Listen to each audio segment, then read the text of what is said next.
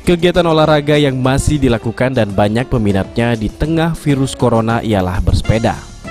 Hal itu ternyata menjadi ladang berkah bagi pelaku usaha sepeda di Palembang yang meraup untung ratusan juta rupiah. Peningkatan jumlah pembeli sepeda terjadi sejak beberapa bulan kemarin dengan kisaran 50%. Menurut pelaku usaha ini, meningkatnya jumlah pembeli terjadi sejak beberapa bulan kemarin, bersamaan dengan banyaknya tempat kegiatan olahraga yang tutup akibat wabah virus corona.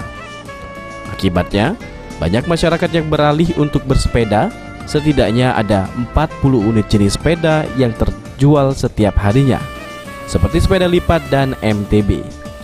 Jadi sepeda lipat ialah yang paling banyak dicari warga dengan peningkatan penjualan 80%.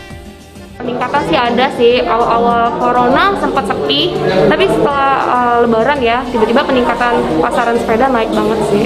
Kalau dicari pasti lipat sih, sepeda lipat ini yang paling banyak dicari. Untuk sekarang sekitar 80% orang datang ke toko pasti nyari sepeda lipat.